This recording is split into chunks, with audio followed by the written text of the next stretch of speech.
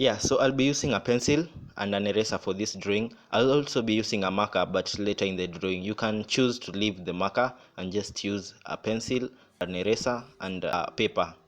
Yeah, so we start off by drawing a circle. You can draw any random circle you want.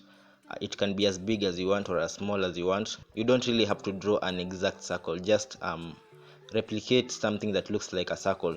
This will be the top of the head, the top part of the head, and the base of the circle, which is the lower part of the circle, will be the nose position.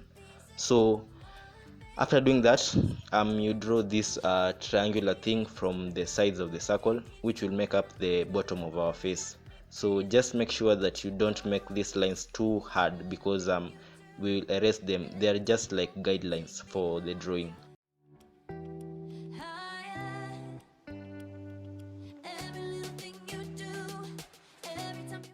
So after drawing this lower part of the head, we are going to draw the mouth, and the mouth placement will be in between the two guidelines that we just drew. Yeah, so I just drew this wide like happy mouth, but you can choose to draw any type of mouth that you want. And as you can see, I'm creating a guideline for the nose, where the nose will be, and it will be somewhere along this base of our circle.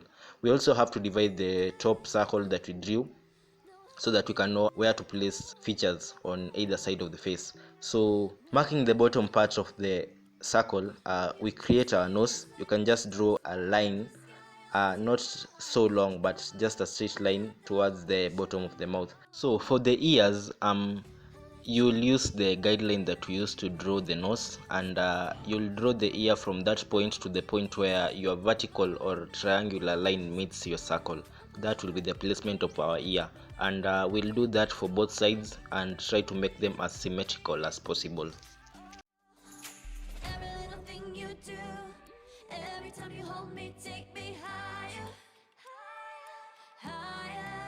After drawing the ears, you draw a guideline above the ear, and this will be the guideline that we'll use to draw our eyes. So on that guideline, you'll draw the eyebrows below that guideline, but they should not exceed the guideline. So draw your eyebrows, then your eye placement will be somewhere around below the eyebrows. So that will be the eye placement, and try to make them as symmetrical as possible.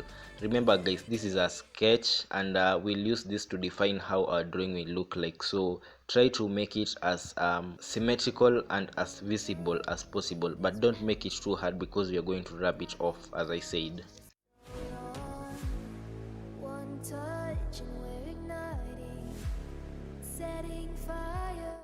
For the hair, I'm just drawing a hairline above our eyebrows, but inside our head, and that will be the guideline for drawing our hair. So basically, after drawing that guideline, we'll try to make the hair as much volume as possible, and try to make it look like the anime type of hair.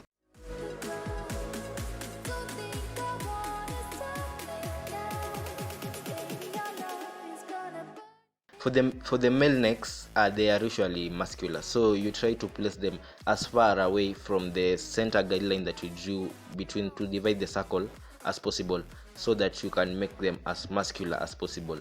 While for the ladies, their necks are usually close towards the chin of the head. Yeah, so for the hair, as I said, just try to give it as much volume as you can, and that's what you can see me doing here. I was trying to go through the drawing, giving it as much volume as I could, trying not to go outside the paper. Yeah, so I'll let this run through, and then I'll see you when I've already drawn the guideline for the hair.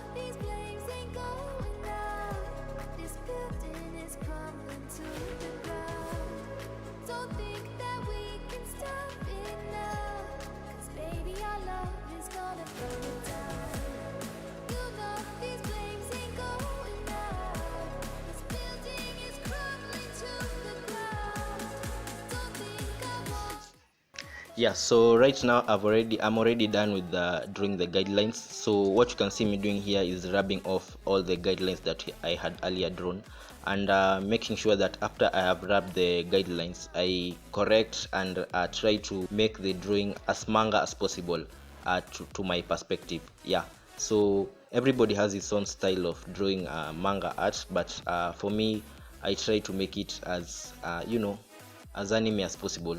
Yeah, so that's what you can see me doing right here, rubbing off the guidelines that we used to draw the head. And as you can see, you can already see what the end product will look like. So yeah, let me let this run through, and then I'll catch you after I've already corrected all my mistakes and given the head as much contrast as possible.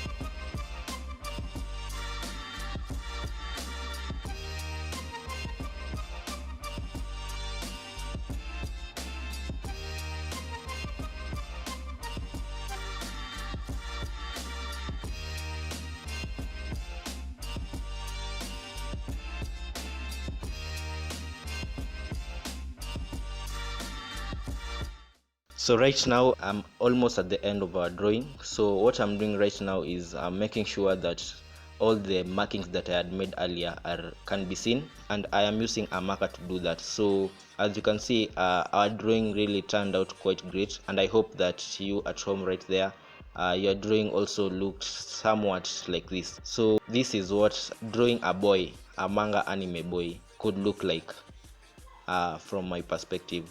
So I hope you've enjoyed the video. I hope that you learned something. If you did enjoy the video, leave a like, comment, and don't forget to subscribe. This series will be running through until we've covered all the basic drawings of anime for boys and girls. So please subscribe to the channel. Road to 500 subscribers. So subscribe. Let me know what you want to learn about anime. Let me know what you want to know how to draw for the anime and manga style, and I'll be dropping those videos in the upcoming weeks. Comment down below, give me ideas of what you want to learn how to draw, and I'll be doing that. So thank you very much for watching, guys. Please enjoy the rest of the video, and I'll see you when you see me.